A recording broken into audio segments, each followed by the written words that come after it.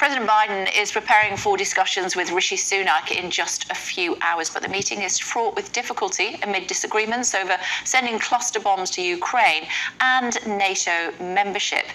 Joining us now is US political commentator and journalist Scotty Nell Hughes and lawyer and human rights activist Dr. Shola. Hello to you both. It's great to see you. Let's start with our American friend first of all. This is getting to be a bit of a habit, isn't it? Him coming over or vice versa to see each other?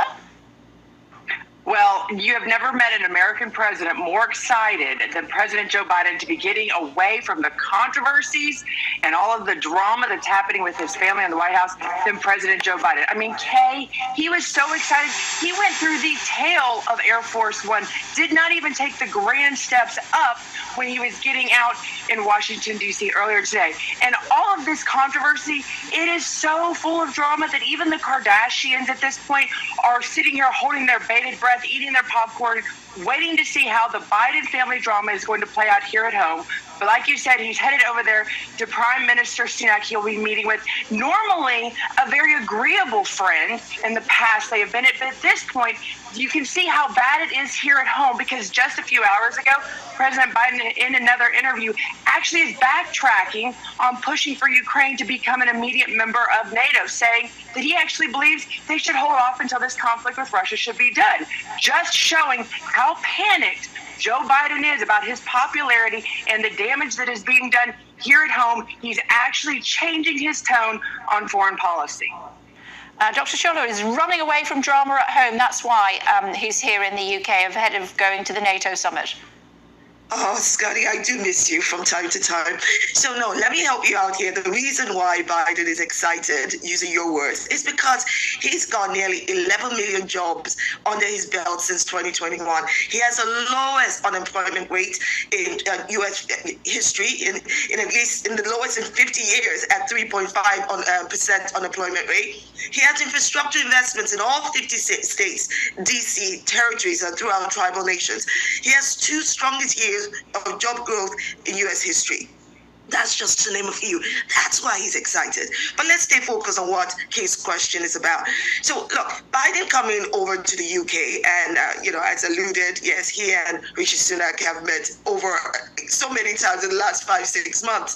I think that the critical question here about Ukraine joining NATO is one that all the NATO members have to seriously consider. This is not a policy decision that Biden gets to make himself, because the reality is that if Ukraine joins at this moment, it will inevitably evoke Article 5, which means that all of the member states of NATO will enter into this war with Russia. And I do not believe that they're ready to. I think that the extent of their support is to provide military aid, just as the US and UK and other countries in Europe have been doing. I think that is the point here, and that this is not a US backtracking issue. This is an issue that every single country, including Rishi Sunak being Prime Minister of the United Kingdom, will have to consider very, very carefully, because I don't think any of these countries are ready to put boots on the ground and enter into frontal assaults war with Russia. Cluster bombs, ladies.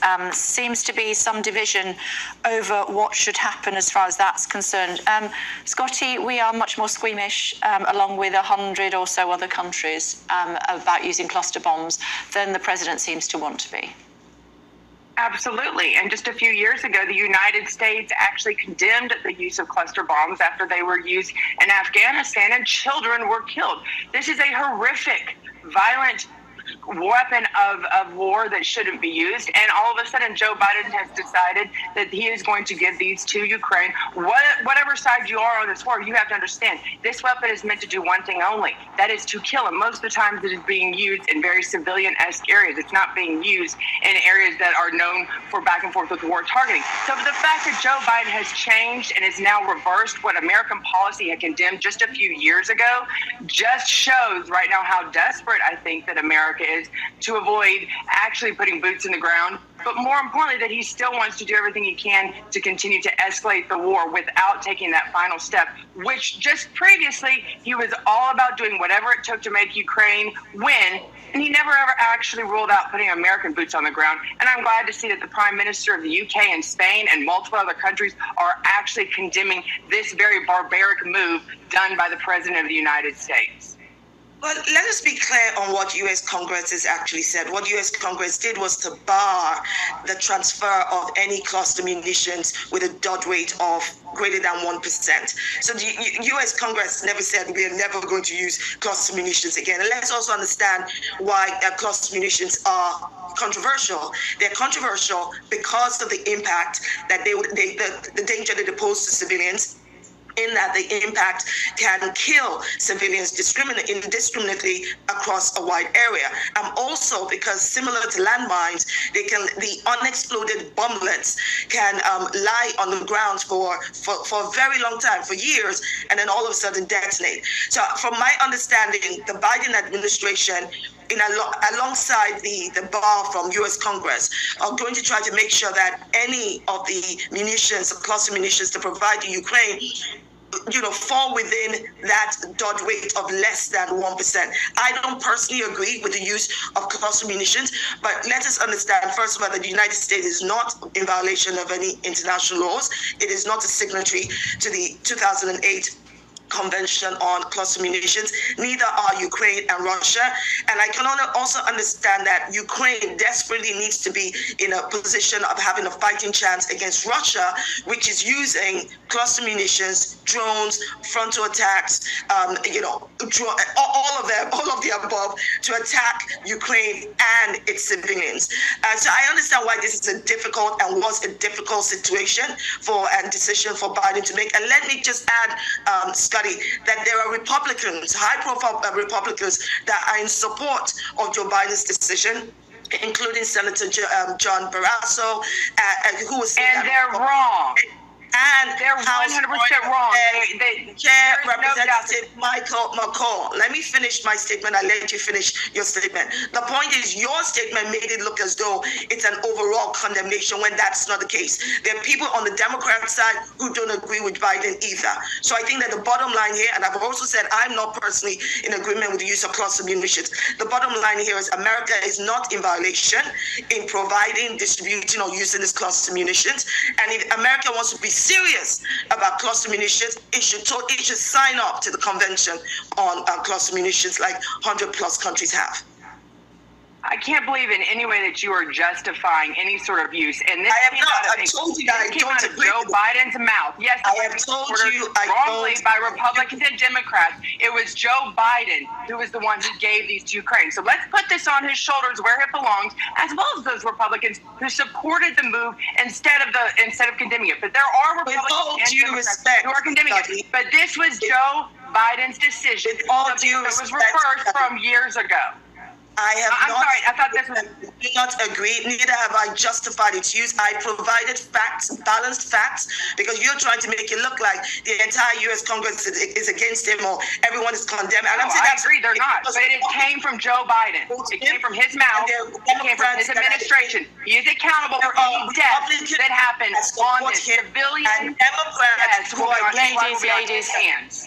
That is the bottom line on both sides. So there is a balanced view here. And I've also provided the audience with the understanding that this is not a violation of international law. However, there's a strong argument, make it right, because Russia is using cluster munitions against Ukrainian civilians, that this would be a violation of international law against civilians. So the bottom line is this. I don't agree with Joe Biden's decision, but in the context of whether or not this would create some kind of political storm, I don't think it would, because all of these other countries understand that America is not in violation of international laws.